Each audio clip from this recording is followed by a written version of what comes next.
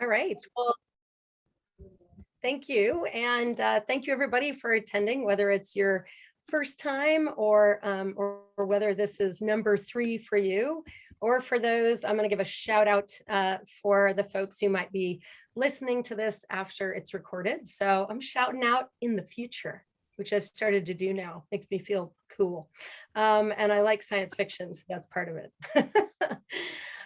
So speaking of science, Caspian Agency, our tagline is event science. And the reason why is we do think there is a science. Yes, there's an art, but it's the science that can make our lives easier. And we do think there's patterned approaches, project management approaches that can make anything that we're doing with events and convening easier, simpler, more replicable, and more lifestyle friendly. So we are going to be talking about that today. And I pressure tested some of this with Missy because we're going to be a little bold on the type of resources that it takes to do hybrid. And hopefully I'm going to give you a lot of either personal ammunition or fortitude to go into your organizations and get the resources you need to do hybrid. And also just maybe a dose of inspiration, I hope. So really quickly about Caspian Agency, founded in 2005. A lot of you know us from the Skull World Forum, but we also do Rockefeller Foundation events, Whittier Network, a bunch of others. This is kind of our playground is in the social good sector. We do strategy, so we can be hired for consulting on strategy, but of course we also do production, both virtual and live and hybrid. And we do online trainings. We have a lot of those, both in virtual as well as our Caspian 10 Essentials, which is our flagship product. That's our methodology to create scalable, replicable events. And I personally also do executive speaker coaching, public speaking coaching. And then, of course, consulting on virtual and hybrid, which is what we'll talk about today. So you're getting a dose of a freebie from what we normally do. High impact hybrid. The first couple slides are going to be a review, but we're going to go to a poll first, just to ascertain what you guys are seeing out there and what activity you're already doing. So it's going to be, I think, one question, it's all in one, but we're going to go to the poll question. What are your plans for this year? And then what are your plans for next year? Like, are you going in person? Are you going hybrid? Are you staying virtual? Are you adopting a wait and see? Do you have a lot of events, a few events? Post them in the chat, or I think Missy is, let's see, am I going to launch a poll, or I've just launched? Should I just? You did. Awesome. Okay, cool. So poll away. Poll away. And let's see here. Let's see. I don't know. Am I going to be able to see them? I don't know if I'm going to be able to see the results. Or if I can share a screenshot of them in the chat once we're perfect. Everyone's. Okay, awesome. Love it. All right. And I'm going to check the chat too, because I would love to see what you guys are seeing or doing. And Colin, I might have you kind of report out, because if I do a screen share. Oh, yes, sure. Okay. I don't want to mess it up. I think we've got everybody answered the first one. So the most popular answer for 2021 events is fully virtual events, 43%. We've got 21%, a tie of mix of virtual and hybrid, and mix of hybrid and fully in person. And then we've got 7% each of onshore and other. Got it. Okay. What about 2022? Do we have any changes moving forward? Yes, actually we do. 2022, the leader is mix of hybrid and fully in person with 36%, 29% mix of virtual and hybrid, and then 21% onshore, 7% fully virtual or other. Great. So that mimics a lot of what I'm seeing, at least in a lot of the publications I read and the polls that I'm reading, which is 2021 is still, if you want to be conservative, virtual might be the way to go. Now, I personally am attending some in-person events. I find it very interesting from a research perspective, as well as I'm speaking at them, so I have to go. I'll be going to San Diego today, New York next week to do a speaking gig, and then I am doing a site visit international England the beginning of November for an in-person next year. So, and SVC, for those of you guys who know them, Social Venture Circle, and ASBC, American Sustainable Business Council. I'm on the board of both, and we are merging right now, which is really exciting. Our event is taking place in San Diego in December, and that is going to be a hybrid. So that, and TED Women is going to be an in-person. My guess is hybrid. I will be in person in Palm Springs. So I'm seeing some like really, really late quarter December, but otherwise I'm also seeing most in-person hybrid happening 2022. So, which I will say, and I know we're going to talk about health and safety in a second as a review, I will say is really causing a lot of compression, not just in the US, and mainly it's major metropolitan areas, but also internationally. So we are starting to do some international bookings in Q1, but even Q3, people are getting really bullish next year. And the rates are starting to skyrocket again. Major metropolitan areas is what we're looking in, the Londons, the Genevas, in Barcelona's, Frankfurt's. We're starting to see real compression by Q3 next year. So just keep that in mind. San Francisco right now is naming the prices they want for Q1 and Q2, as is New York and San Diego. LA never knows what to do with itself. I can say that because I lived there for 20 years.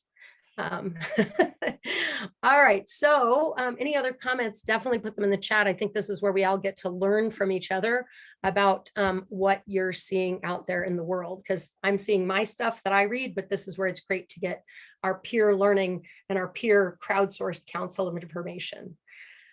So real quick, both for those here and for those attending later, we did health and safety as our first hybrid presentation. And what we looked at there, if you want to look back, is the rubric of considerations for doing this. It sounds like people are still needing to analyze what those criteria are in order to proceed, whether it's fully virtual, live, or in person. I really talk about staying in your role and staying in your lane. Anybody who's a doctor, raise your hand. If you're not, I don't know if anybody raised their hand. If you are, super cool, by the way, like super smart. But if you're not, then don't try to be a doctor. If you are not into testing counterfeit documents, do not try to ascertain counterfeit documents. If you are not into the habit of treating people and ascertaining health, do not do that. So I see a lot of people worried about that, or ventilation. If you are not a ventilation expert, put your hand down. If it comes to analyzing ventilation, that is not your circus to get involved with. So I do talk a lot about that because I think that opens up liability, and it also just stresses you out for no good reason. This is where experts and policies come in, consulting the experts, having really good policies, and having written down what protocols are going to be, and then communicating those. Tons of communication. We'll talk about that a lot today when we talk about resources. Comms plan, now that we're in virtual, hybrid, in person, has gotten a lot more complicated.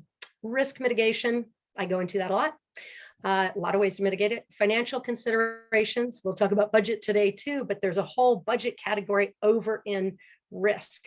And we are going out right this moment for insurance policies for our international live events for next year. So now I've got a really good handle on what those insurance costs are going to look like in the future. Good news is they're not as high as I thought. Even better news, almost guessed within $500 how much they were going to be. Sorry, that's a little nerdy event thing. Requirements and consequences, how you're going to handle the different areas, comfort versus legal, always good to know which one is which. If you require masks, is that because of comfort or is that because of legal? I don't care what you do. You need to be on the legal side. The rest is what you can do for comfort. And then setting up guidelines and principles. What kind of organization do you want to be in the world? And that can sometimes go in that comfort versus legal category. So quick review, but just some things to think about. The second one was just last week. Geez, Missy and I have been hanging out a lot lately. Was the question everything? And this was where we said, okay, now that we've looked at the risks and we've decided to move forward, how are we going to approach this? And what I like to say is that middle one, this question everything that we did last week, was all about getting the mindset of the why and the goals. And sometimes it's too easy to go from, okay, we've made the decision, we're going to do it. Okay, how do we do it? And I wanted to make sure we were firmly grounded in the why before we jump to the how. The how is today, the on the ground, how do we get this done? But we don't want to jump there until we really say why and that we don't just assume things that maybe we've assumed for a long time. Like one of the things, hold on, it gets kind of crazy, is engagement important? And I say that because maybe it's not. And for all of those who have been following me and know me, I love Marvel movies. And so I bring them up a lot. Anybody have any leads on Captain America? You just let me know. But Marvel movies, I watch them, I enjoy them. Do I engage them? I don't know. Do I still love them? And is any enjoyment taken away from me? No. So it's things like that. You don't have to agree with me on if engagement matters or not. What I'm saying is it's worth it to pressure test some questions before you go into the how, because not doing that means we're running forward to do the how without really taking time to assess the should we. There's a great, I think either an old wives' tale or it's something that someone told me, which was there was a tradition in this family that when they made meatloaf, they always, after making the little loaf for the pan, they always chopped off the edges and then they put it in. And finally, this gal asked her mom, why do we always do that? And she said, well, wait a second, you shouldn't. And this gal had her own home at this point. And she said, you shouldn't be doing that. The only reason we did that is because it never fit in the pan. So asking the why is a big thing. Otherwise, you just run forward and keep cutting the edges off your meatloaf. So we assessed all the parts of the convening, the traditions, should it be done? Networking, do we need it? And then really looked at the learning styles of your audiences, because some audiences are going to love, like some people are listening to me on recording, are super happy on the walk. You don't have to see my face, you really don't. And that could be your great learning style. Some are going to want to be in person no matter what. Some are going to be fine doing a lean back approach. And then we want to gather, and then we want to deliver the information. So I will touch on the 13 types of hybrid a bit today, but I am writing a white paper. It should be out next week or the week after. We're almost done with it. But it is a grid to assess 13 different types of hybrid categories so that you can start to map them up or match them up like Lego blocks in your tool set. So as soon as you take those out, you start to add them up, and you can come up with at minimum 13 types of hybrid. I bet there's more. We're naming them, we're giving them categories and best fit for when, why. Then assets and tools to employ have actually expanded. So how can you use these different tools that you have? Speakers, facilitators, tech, video, social media, a lot of different ways that we can now expand with our hybrid approach, but we need to question it first.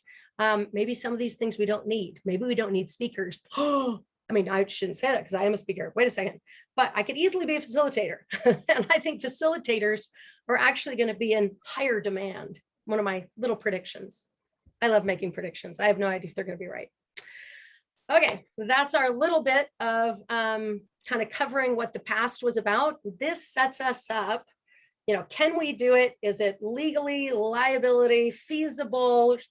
Are we going to move forward? Yes. Okay, great. Why? Why should we do this? Why should we do these things? Now we're in the how. How do we do this? Well, we have to have resources. First of all, and this is the fun part that I was talking about with Missy Forever, is staff and roles, which is, oops, let me go back. You're not crazy. You are seeing double. What we are seeing at Caspian, and because we're doing this all the time, we are in the mix, it's doubling. And it's actually more than doubling. I'll talk about later, it's becoming more complex. So virtual roles, we've got, and a lot of people have known live roles forever, right? Well, let's talk about virtual roles. And you can put more potentially in the chat. We'll have an activity to do that. Platform manager, who's going to set up, whether you have Hopin, Whova, Entrado, CVIN Attendee Hub, pick your platform.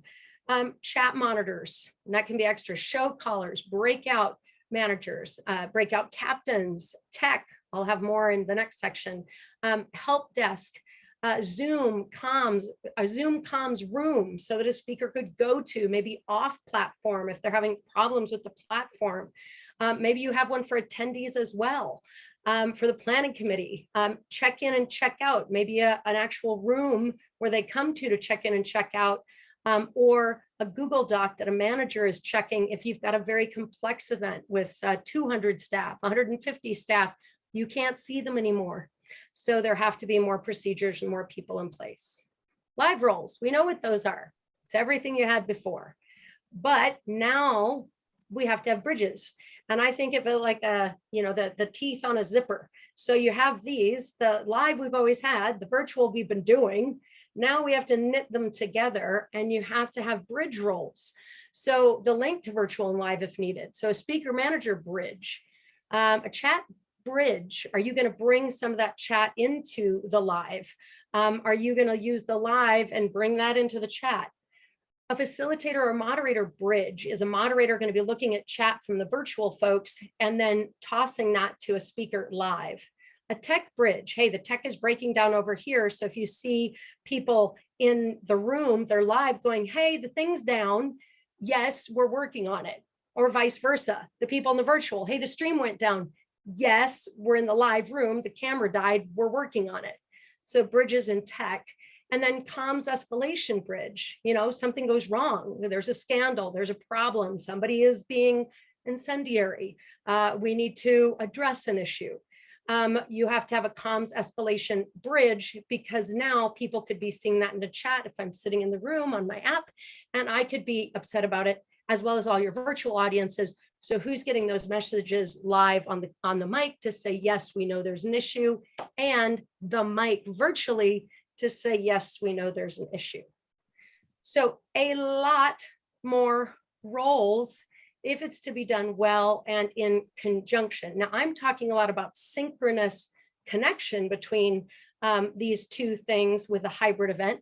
You don't have to do that. If they're asynchronous, that bridge goes away. That's why, to me, once you see our white paper that we're putting together at Caspian, you'll see that the complexity and the real issue with money and a lot of other issues happen when you're knitting those together synchronously, because the bridges have to be able to react in real time. So that is a big part of staff roles, and there are more of them. That is for sure. Now, the question everybody asks me, can you have less? No. You can if you do two separate events potentially, because then you don't have to have the bridges that are interacting real time. You can have, you do your live, you tape everything, you put it on virtual, or you do a virtual event, you have them ask all these questions, and then you pop that into your live event. So that is one way, but the easy answer, no. And we're going to talk about properly resourcing. It's not what you can get away with. And I think this is just something that we're going to make a stand. And I know Conveners has gone along with me to make a stand too. If I can be so bold as to and join you in the cause, but it's not what you can get away with. It's not making one staff work the job of three people and seeing that it can work. And if anybody's been following the IATSE, it's the union in Hollywood. I used to work in film and TV industry. So I know a lot of people that work within that. One of the main issues, they're striking right now. And one of the main issues they're striking on, and everybody's all for it, even the celebrities we will probably all be working with. So we can bring this up to them because they've been tweeting about it in support, is that they've said, we just want to have rest, like 8 hours of rest between being on set and like being able to go home. And you have to have time to decompress, which we all know as humans, and then sleep and come back the next day. And so everybody, it's hard to be against that. And yet the events industry, at least from my perspective, what I've seen over 20 years is that has really gotten eroded to where that doesn't matter. And you squeeze people because it's all for the good of the cause.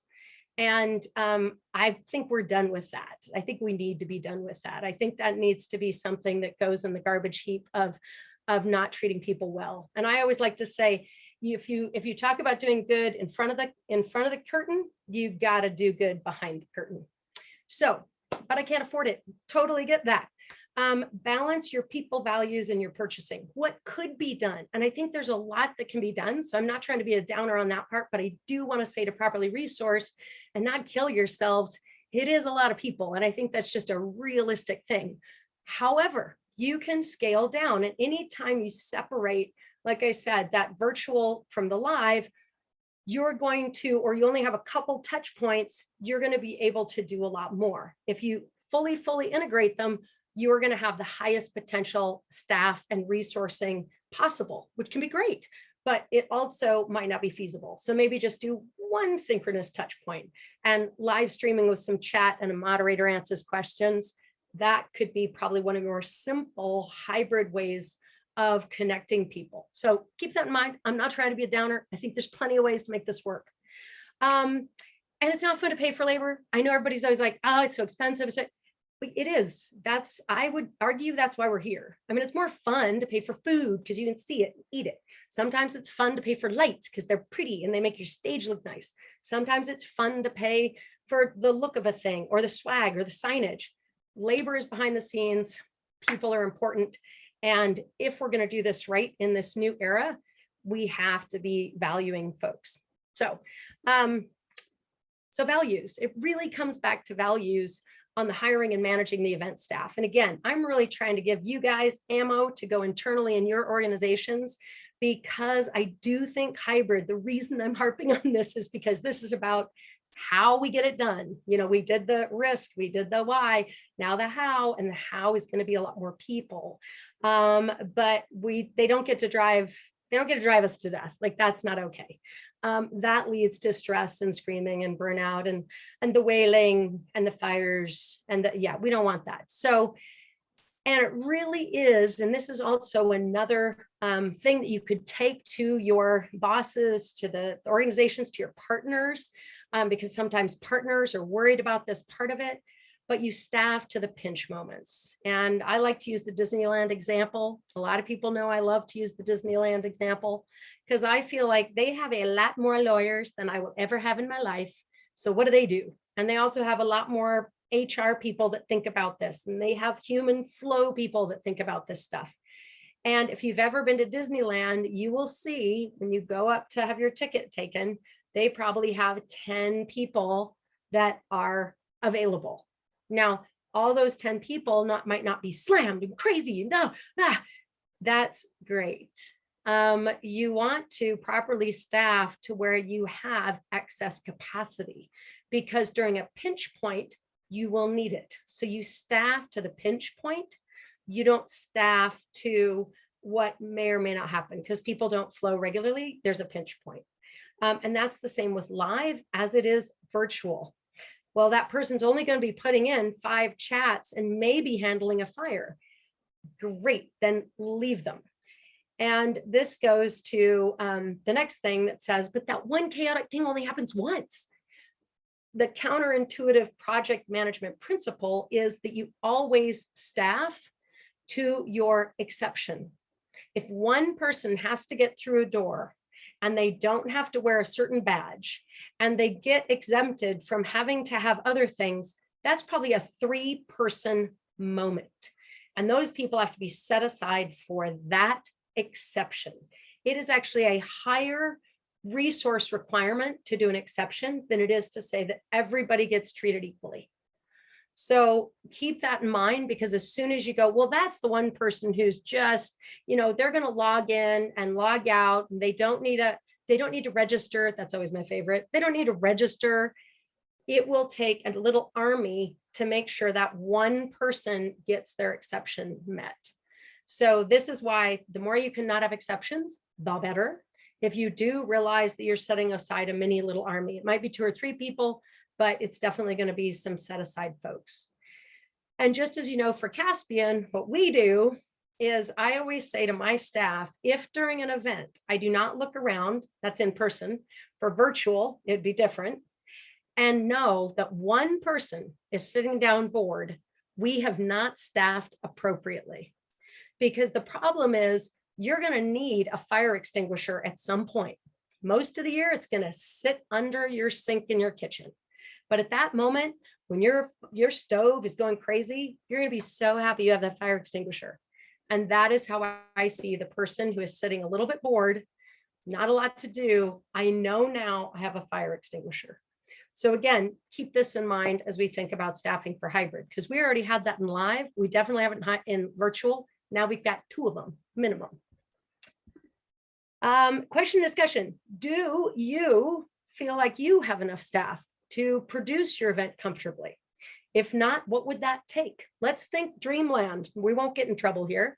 What people would need to be added, or what material thing could be removed So it could be a comfortable experience for you to produce either a virtual, a live, or an in-person. And if you do have enough people, please put that in the chat, because I love to hear that. I feel like we are shifting the old way of thinking, which was events are stressful, into no, events are a job and they're a normal job and they should be a job you go home at a normal time from. So put in the chat what you're thinking. And the chat is like, no kidding. Yes. Let's see. Anything in there? Not yet. I see a lot of Missy. That's good. Just have so many feelings about it. I know you do. I love it. I love it. Yes, I think we have been trained. We have been trained to think that it has to be hard.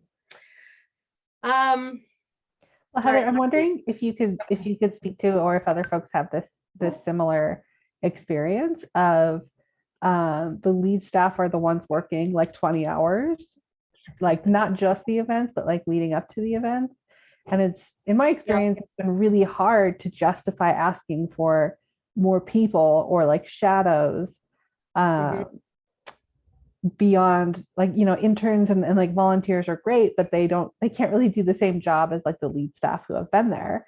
Right. So do you feel like, and have other people seen like more lead staff or more like experienced staff being brought on, or is it still that fight to get like that level of support? So I can answer it, but I definitely want people to, you know, pop up in the chat too. So this actually would be another presentation that I give on roles and responsibilities, and the way that we've gotten around it and actually helped people get around it in organizations. And this is our essential number 4, roles and responsibilities. And it's really to engender or enjoin a conversation with management around what would it take to do this event. And you start with the roles, not with the names. That's the biggest key. You uncouple those. So if you start with the roles, because everyone can say, hey, if we're going to do speakers, do you think we need a speaker manager? Well, sure. Okay, great. How many hours do you think that would take? Well, I don't know. Well, let's just say for kicks and giggles that every speaker generates on their own about 10 questions in the lead up to an event, and it's a bell curve. The highest level is probably 15. The super, you know, concerned ones are 25. Let's say every email takes, I don't know, what can we say? 10 to 25 minutes to answer, depending on the, you know, or 10 to 15 minutes, who knows what, or 1 minute. And then you just get a mathematical equation. It goes, that's pretty good. So it looks like our speaker manager, given the 160 speakers, will be working probably 20 hours a week. Okay, great. Registration manager, you do the same thing. How much income, outcome, and then you do this and this and this. And I had a awesome experience of consulting with a company in DC. The event manager brought me in, and I did this exact thing because, of course, she was overworked and will be more because of hybrid. That's why I'm excited about the opportunity, but I'm also very protective that we make sure we resource correctly, or else it'll even be worse. And we don't want that. We can't do that. We need to save the world here, people. So I did that with all her executives in the room, and we went through. And I said, great. So now we can put names. We've got roles, we've got hours. Now we can put names. And this was an event they'd done before. And so they were like, why are we doing this, Heather? But of course, because I'm from the outside, they'll let me, you know, they patronize me. They're paying me, so they have to listen to me. And so I went through and I go, okay, so whose name's there? Let's just call her Bonnie. Her name isn't Bonnie. I'm making this up. Bonnie. Well, who does this one? Bonnie. Who does that? Bonnie. Oh, who does that? Bonnie. I said, you know, I'm not great at math, but Bonnie is working 240 hours a week. I'm also not a labor lawyer, but that doesn't sound right. So they stopped the meeting because that was obviously a problem. And they took me out into the hall and said, what do you mean? What are you doing? I said, I'm not doing anything. You guys came up with these roles and the hours. We're just shining a light on the fact that this is unsustainable. She got 2 full-time hires the month after I left. So it works. If we actually use a logical approach, we don't have to accept that events are stressful from the past, but that they're going to continue to be. I think we have an opportunity to break this cycle, and I think we should. And that's why I brought up IATSE, because, and I don't know if they say that, I don't know if they say IATSE, but it's starting. I think people are realizing because of COVID that, hey, the idea that like it's just for a little while, no, it's not okay. Because me and my team, it's every other week. So I think it's important to at least have a realistic perspective of what these things take to do. Does that help? Missy?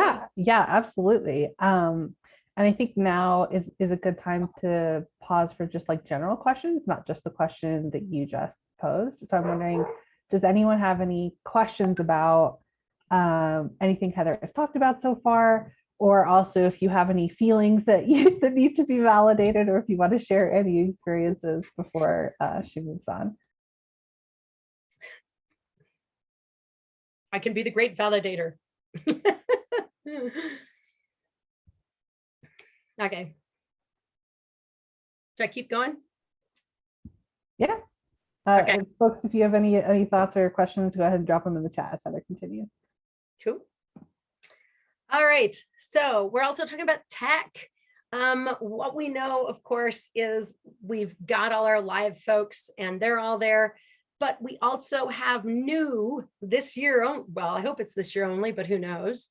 COVID testing manager. Now, not somebody who knows how to test people, but who can set up all of the COVID testing requirements. So maybe the human arrows and setting up a tent or a quarantine area where people might wait for their tests. Also visas and travel and managing quarantines that might happen on the way into a country.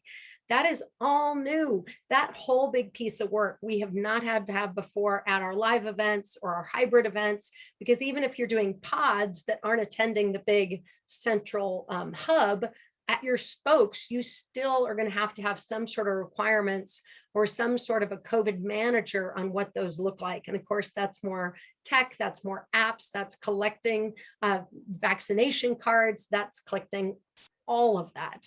And then, of course, again, all your virtual. But this is a big part of COVID testing. And then again, for leads, we have all our folks, but then we also have more on virtual if they're doing something hybrid as well. So you've got your lead, but if a speaker is doing both on site and doing interviews for your virtual people, that's more speaker management. If you've got breakouts that are also going to be a part of your virtual, that's an additional staff member. That's those bridging folks. Registration, you've definitely got more because you've got them in both places and figuring out what kind of badges or passes people have.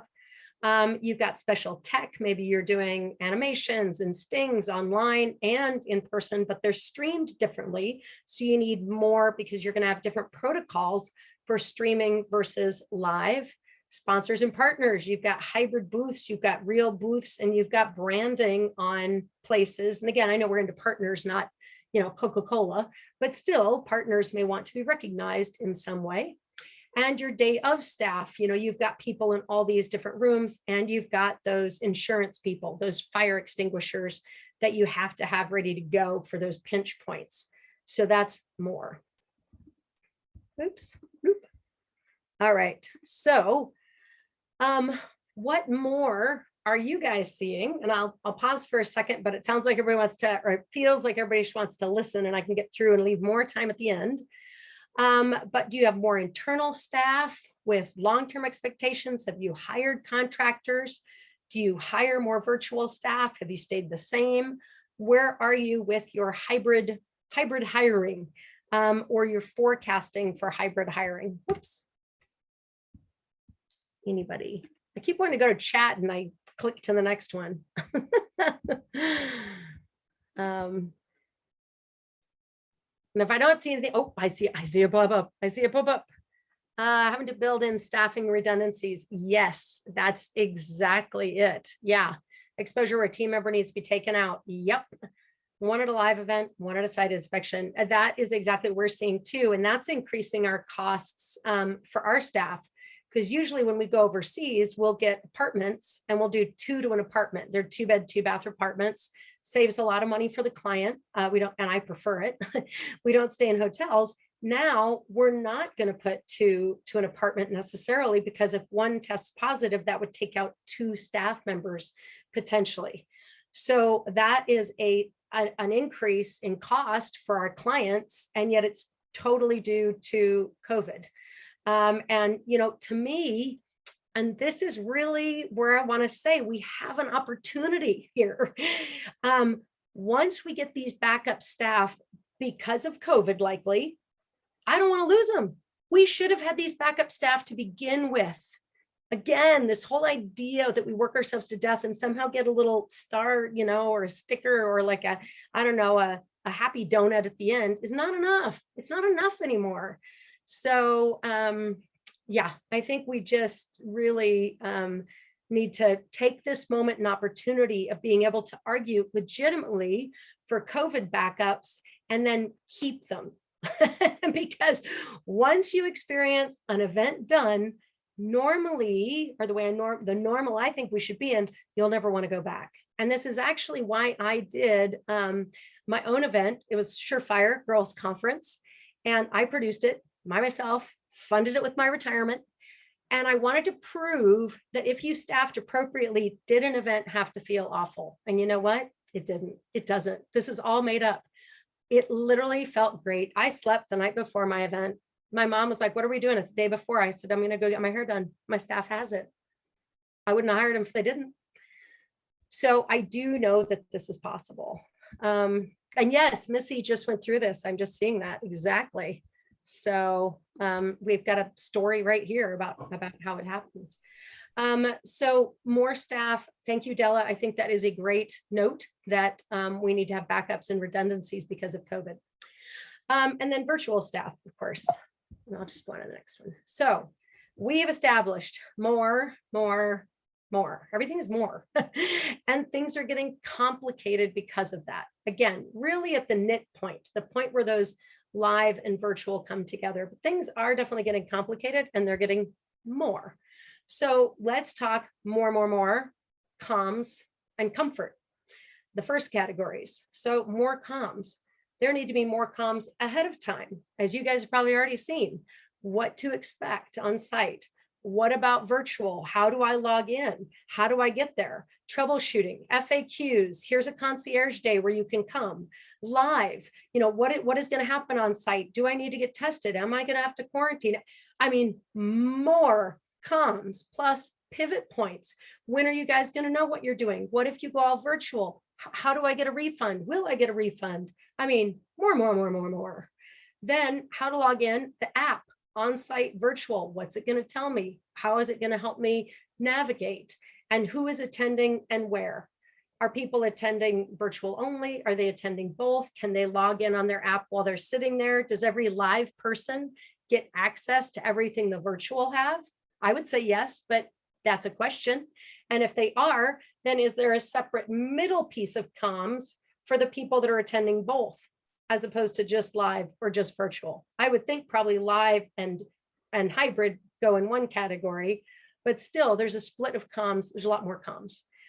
More walkthroughs, and this is the comfort part of our comms. So we want our speakers to feel comfortable, but if they're doing double duty, if they're both doing a live speech and they're going to be whisked away into an interview booth for our virtual, then they need walkthroughs of how they're going to approach both, who's going to be on both of these platforms, who they're speaking to, is it redundant, etc. Online, as we've already seen through the last 18 months, 500 years, however long it's been for COVID, online speakers might be unfamiliar with your platform. And the way I think about speakers is each individual online speaker is their own stage. And I think that helps think about the complexity of it, because for our team, I had to set up my own lighting. I set up my own sound. I set up my own stage. We never had to worry about that before. So every speaker coming virtually, in a sense, is a separate stage to manage. And so that is, especially if you're doing different platforms, if they're jumping from Hopin to, Whova to Entrado to any of those, you'll have to do more walkthroughs. And then double duty for your moderators and facilitators. Are they doing virtual and then they hop back and do a live one of the same topic? Are they on site? Are they far away? Are they at a hub or a spoke?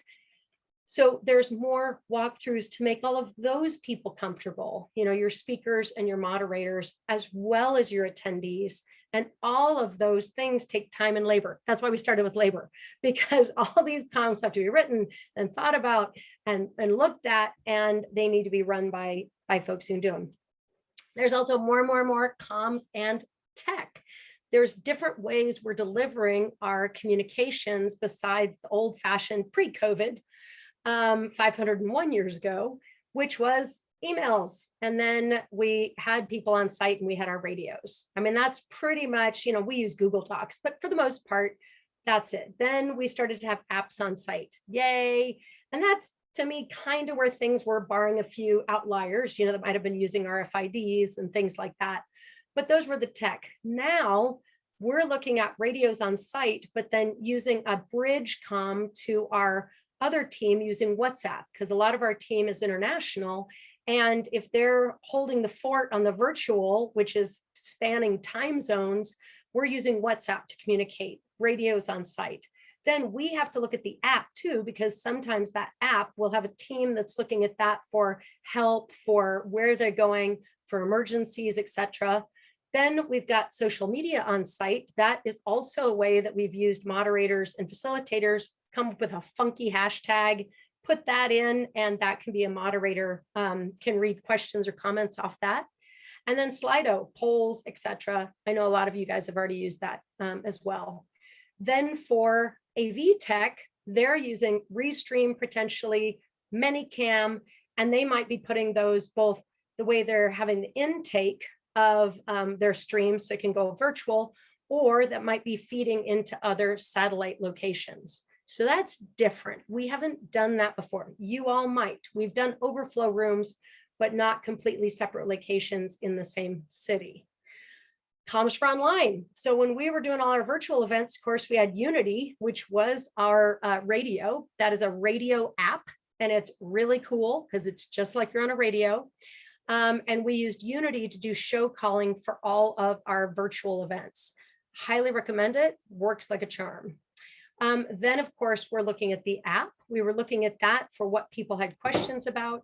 And then, of course, WhatsApp, again, to bridge our time zones.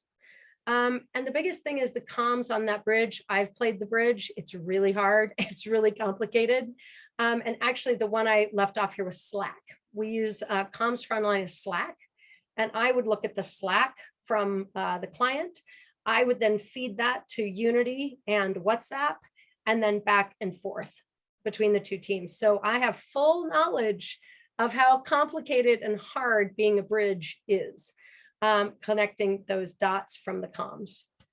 And the same with, that was really how I managed the changes, late ads, if people misses, if there's a late speaker, the speaker doesn't turn their video on, we can't highlight them. But I would have needed, now we're going to hybrid, I need my corollary partner. So I'd be the bridge to live, they'd be the bridge to virtual. So you can see very quickly why I started with staffing, because it can get fairly complicated in a synchronous world. And then of course comms to connect in a crisis. If something bad happens, I've been through my share of volcanoes and fires and ash clouds and all sorts of fun experiences. I am intimately acquainted with crisis communications. And now you've got two places where they could be happening, and you need a bridge so that everyone will know how things are going to be resolved. So questions, what kind of comfort and tech are you seeing? Are there more comms, more frequency, more stress, less, but what kind of comms, like I said, comms and tech are my big things that you all are seeing out there in the world, because I think it's gone pretty crazy already. So Upwork, let's see. We have two questions from chat, one from me earlier about how are you paying backup staff who just need to be available but not necessarily working in the moment. And then Nancy asked about any suggestions for the best way to hire virtual staff. Great questions. So as far as how you pay them, we pay them the same, because whether they're doing it or not, it's like insurance. And so we don't pay based on whether they actually work. The way I think about it is I have to go to the airport today. And obviously I haven't hired a car service. I'm just going to call an Uber or Lyft. But if I called a car service and I had the car out there and he was waiting for me and I said, at some point today, I'm going to leave. I don't know when, but at some point today, I'm going to run out of this house with 2 suitcases and I'm going to leave. I think we would all agree it wouldn't be fair to only pay him at that moment that I make him take me to the airport. I'd have to pay him all day. And so we pay exactly the same rate as a day rate as we would for another lead staff on a day rate. But we don't pay 1 penny less. So, and we do find you have to bring them in a week or 2 in advance to get them up to speed. So we pay those day rates as well. And as far as the best way to hire virtual staff, what we've found is a couple different options. MPI, which is Meeting Professionals International, has some great chat boards. We post there. LinkedIn, we've had varying degrees. Indeed, same thing. So MPI has really been a great source for us. I also have to say I teach at San Diego State in the master's program. And so we recruit heavily from the master's program at San Diego State and their undergrad, because they all have to learn how to do this. And as long as we test them and prep them, then we do use them on our events. And then, yeah, I've used Upwork. We found Upwork can work very well too. So, and we always want to know what platforms they're familiar with. And we usually start people off as chat monitors. I would also, and Heather, if you feel differently, by all means, but I would also say that I would reach out to other event managers like us here at Conveners, or reach out to Heather to ask for consultants to hire. Mm-hmm. Absolutely. Yeah. We know a lot of partners that we work with. I've partnered with other event companies, and we've worked very, very well in hiring folks. So, all right, now what you've all been waiting for, some money. Our last section, money, money, money, money. So more budget, more of the above, more staffing, more time, more resources. As we know, it's not about squeezing people. The more isn't taking away the people, but it's more comms, more tech, more all of that. So let's just get real about money. Money, money, money, money. It's all about the budget. One of the things I like to talk about, and again, anybody who knows me knows, I think we should talk more about money, because I know at least at Caspian, I'm shocked sometimes when we get underbid by a company. And especially if it's a woman-owned company, man, I want to talk to them, because I can always tell they're still in that cycle of, no, if I work myself, to the bone, that's positive. And I think if we could level up, our prices would be a little more in tune because we don't have to do that. So all about the budget. So it's hybrid is 2 events, but it's not just double. And that to me is the biggest part about hybrid. It's not like we have virtual and it costs this much. We have live and it costs this much. So our budget must be this. 1 + 1 = 2. And it doesn't. 1 + 1 = 3 or 5, because you've added complexity. And I dated a long time ago a computer science person, and he had a way of explaining it, which I thought was really interesting when I was telling him this. And he's like, oh, you're adding more nodes. If you add more nodes to the network complexity increases logarithmically. It's not a 1-to-1. So the same thing happens because we're creating more nodes in our network. So if we have virtual and we have live and we put them together, it actually kind of explodes a little bit. So it's complexity and pinch points that you want to be thinking of. Where's my pinch point of activity, where the activity really comes together in a nexus and explodes? And I would say a perfect example of that might be when you're doing breakouts. People can go to breakouts, or they can watch a live speaker be interviewed, and you've got a main stage happening, and you've got breakouts happening live. Anytime you have that, it's like that's the explosion, that's the pinch point. And that to me is where the comms and those bridges will really illustrate that. Because if those bridges aren't really connected tightly with a process, communications, and tech, it will feel very quickly like there is no coordination. And if something bad happens here, you'll start to hear it from your attendees, as opposed to being able to network these moments very effectively.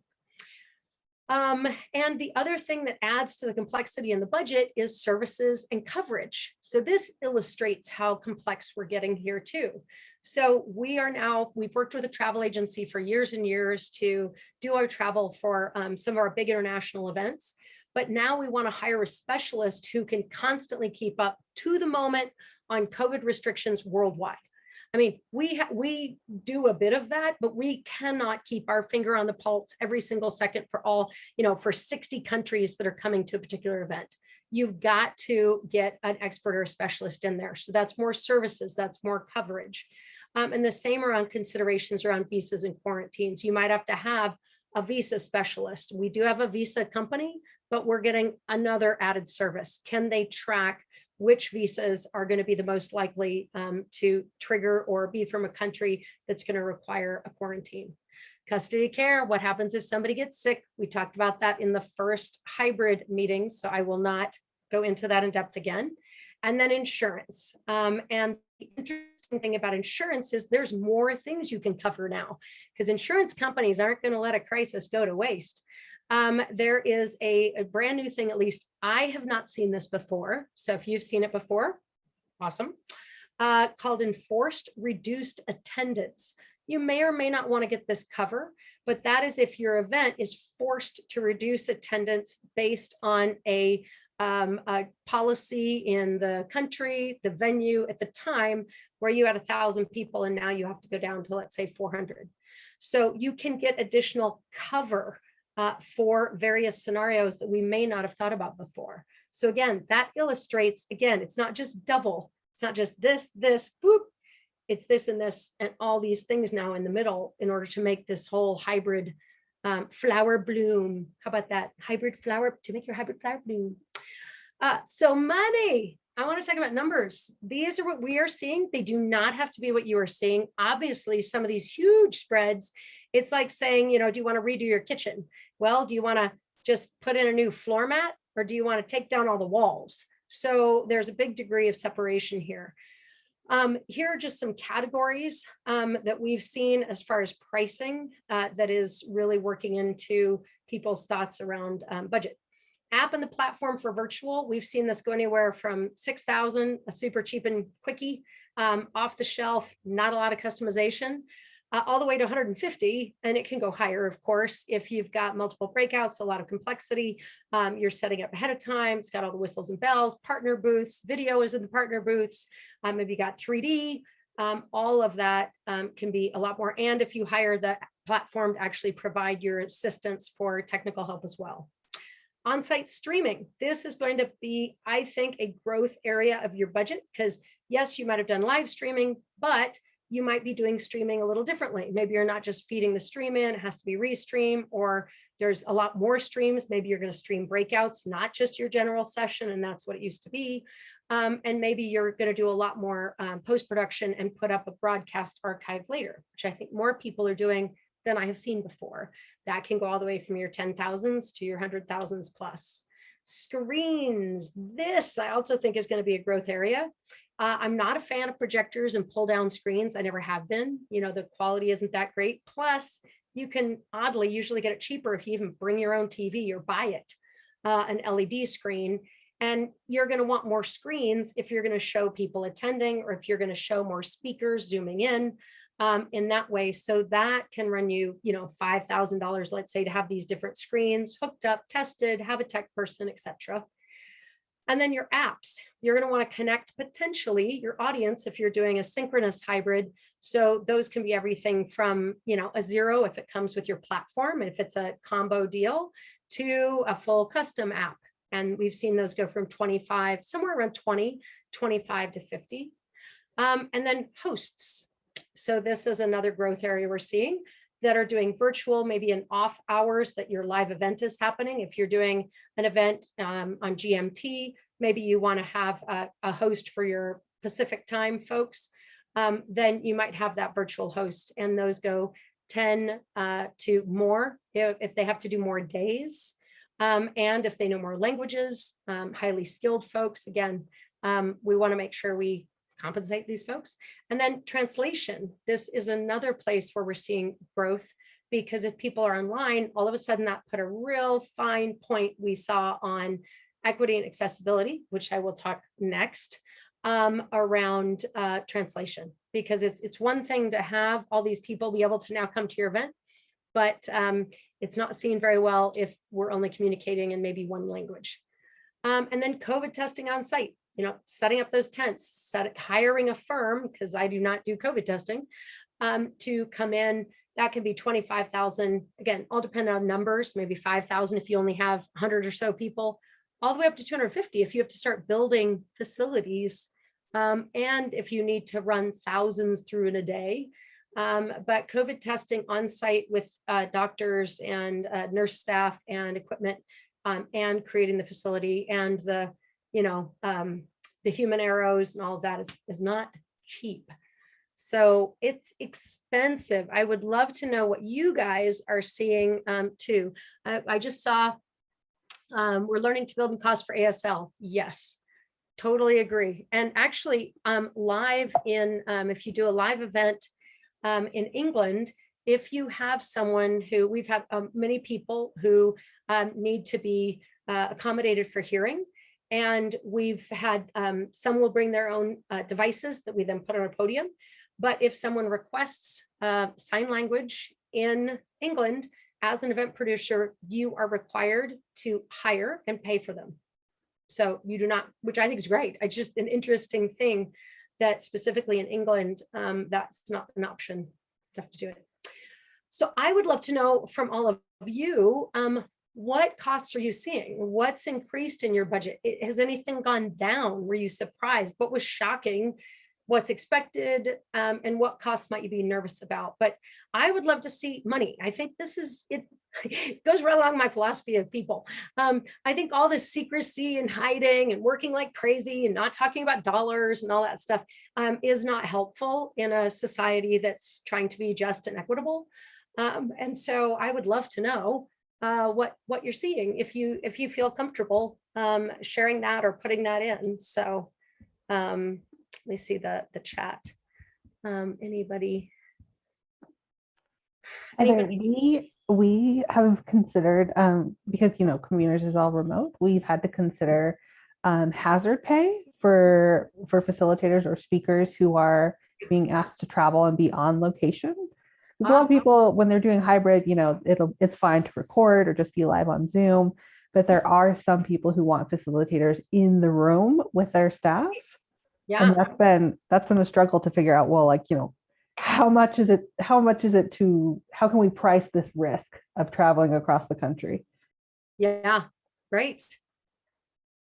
That's a really good point. And I know I'm seeing, even with my staff, when we were talking about going to Europe, a couple of them said, I think I want more money because this is a risk to me and my family. And it needs to be worth my while. And so some of them are raising their prices for me, the contractors, and I don't have a problem with this. Again, to me, this is where we should be. Events are stressful, they're hard. They don't have to be as stressful as they have been. But yeah, I mean, let's compensate people for risk taken. And I think we need to norm our audiences that if they want to believe they're coming to a social good event, this social good extends all the way to the people working the event. So when they start to say the event ticket is expensive, I want us to draw a clear, bright line to how they voted on the last labor issue. Maybe that's just me. Because those ticket prices should be directly related to some of the staff costs that are fair. It's kind of like what San Francisco and a couple other cities are doing with the server pay. They started adding in transparently pay for healthcare for a lot of servers. At least I was in California and that's where that was. Nancy is also saying one thing you're seeing is individual sessions with speakers who are all sponsors. So much more pay to play. That is really true. I am seeing a lot of that too, because sponsors are desperate. And I agree with you too. It seriously affects quality because they are desperate to get their word out. So many sponsors were relying on live events for a key part of their marketing strategy, they've lost that. And now they're trying to figure out a strategy to get that back. And I think some of these are flawed strategies, which are if we just can speak at people, it will work. And I have not seen that pan out as much as I think they would have really liked. So yeah, Missy, I think you also had a really good point about a risk if someone gets sick, like a speaker, replacing them, sending them to a hotel. And then that are we responsible issue is exactly that first session around risk management and custody of care questions. And then, yeah, so I'll do your last question. And I only have one more slide, and because I know we're right on our time, because I did look at my time. But can you speak to how we talk to our organizations about increase in budget? It is very much an issue. And again, I can tell you it's not easy because I'm in it right now with several different clients. And so I know the pressures they're facing and the pressures we're facing because, folks are saying, hey, how come it's so much? And to me, it goes back to that roles and responsibilities and really norming on the roles and the responsibilities, not the people, not the names. It's what would it take to get this project done? And I always like to think of building a house, and whatever analogy that board, that boss is most familiar with. So have they been building a house lately? Do they have, people in college? Like, what is it? And then say, okay, what are the roles that you would need to build a house? You'd need a carpenter. You need this. Now, what if you also wanted to attach to that house and make it move on wheels? Because that's really what a hybrid event is. It's almost like we built a house. Now we're putting on wheels. Again, it's not just a car and a house. It's a moving house, not an RV, a moving house. So all of a sudden we have to make this house stabilized. We need stabler. It has gotten a lot more complex. And I just find analogies sometimes work for people because now you can say, okay, what would be the roles that we would need? There's a lot of roles that go into this. And Missy knows my favorite statement, and I said it on the last call too, is it's called the magic phrase. And it is, you can pick the goals and I'll tell you how much they cost. Or you can tell me your budget and I will tell you how many goals you can buy. But what you cannot do is give me goals and a budget, or else a Mercedes-Benz would cost $4 because we would say, I want one and here's my $4. Ergo, it should happen. So we know that is not the case. And so with events, I think because people have gone to the mats because we do care and we do want these events to go well, and we will sacrifice our health and our sanity, that has become an accepted norm. And I think as soon as we say, what are the roles, what are the hours they would work, what are the responsibilities, what are your goals, and this is the staff, this is the money that it would take to do that. And then if they say, I don't like that, say, great, I agree. Let's remove a goal. Maybe one of our goals is we don't get to have virtual and hybrid synchronously. Oh, but I want it. Well, then we need to buy a screen. And then we need to do this. But maybe you don't need to have it. And you know what? We can achieve this many goals this year. And this many goals cost this much. And that is very doable. Doesn't mean you have to get rid of the whole thing. But we need to stop trying to do this with this. Or my dad says, you're on a beer budget and you want to buy champagne. That's not going to happen anymore. All right, last thing I just want to cover is the thing I am super excited about with hybrid, and I hope everybody here is too. I think I'm among my peers, so I know you guys probably feel the same. The value of virtual has been accessibility, at least in my mind. It has really opened up the earth to events and conversations that were previously closed because the thought was you have to come and get on a plane and get a hotel and get here and buy a ticket. And now all of a sudden, bloop, hey. And I don't think we're putting that genie back in the bottle. And that is a very good thing. That genie should stay. I like that genie. So the considerations, though, once you've done that, are win our people. And I think win our people is a good thing because that's about equity too. When, I was living in LA forever. So I was a Pacific time zone human. but living in Pacific time zone is really difficult for a lot of people to attend. So when is an important consideration for your hybrid? Where, of course, also important, and what language. So who do you want to involve? When are they and where are they? What level of participation? Can they send in a video? Do you want them live? Does it need to be that kind of a live connection? And who can afford to be live and who can't? So where are the financial breakdowns? And is it okay that you're still going to have them attend virtually, or does that not feel right? Or is there a way that they can do that? And how do you bring the voices in the room? And again, that can be pre-recorded, that can be live. I'm a big fan of pre-recorded, not because I think it's less equity, but because sometimes I think it can be more. Hear me out on this.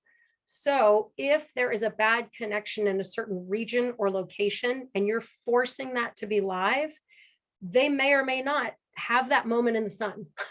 Now, you could always have them scheduled for live and have a backup, but not having that pre-recorded, I think, is less equity for people around the world in locations that may not have high-speed broadband internet. And I mean, that even applies to Idaho Falls, where I'm from. My mom doesn't even have that. So I think that takes away equity if we force people to be live. I think that's a privileged concept. And I think we should challenge it as such. Whereas you can have them live, but then make sure you have a backup so their voice is not lost. And then what's the cost to do it? Sure, we need to look at that, but I also think it needs to be balanced with what the cost not to do it. And if the cost not to do it is you're having a conversation without the people who need to be in that room to have that conversation, then sometimes, as we know from the history of our planet so far, we have done more harm than good with unintended consequences by leaving people out of the conversation. It might have been better if we never had it to begin with, because we came up with conclusions that weren't great for the people that were affected. So to me, that's a major cost of not bringing folks in the room in some way, shape, or form that feels equitable and accessible. And I know those are fraught ways to get there. But again, I really see hybrid as key. So, and then that's it. You can talk about in this part what you're doing for equity and accessibility, what you're hoping to add, and put any of those in the chat. That is it. I'm gonna hand it back to you, Missy. Awesome. Okay, another amazing session with so much information. So we only have a few minutes left. So I'm wondering, I have a couple questions for you guys. Wondering if you have questions for Heather.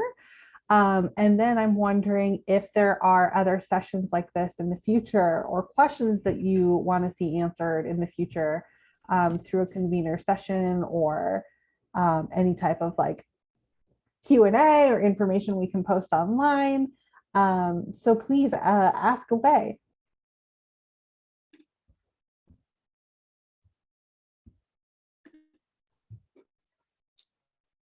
And I know we've had pretty quiet groups for these calls, because there's a lot of information we're doing. So if there are no more questions, I think we can probably wrap a few minutes early. And as Colin just said in the chat, the slide deck and recording of this call and the previous calls that Heather has done with us will be online here at the link that he shared. And those will stay on there forever because they're so useful.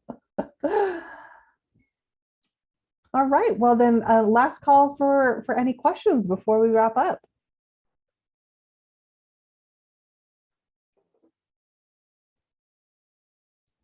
Awesome. Okay, great.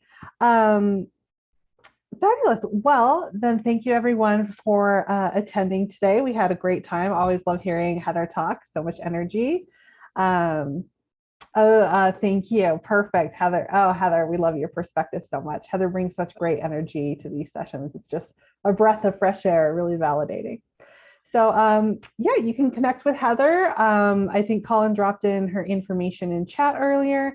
You can get online and see all of the sessions that she's done. And otherwise, I hope everyone has a great day. Yeah, a great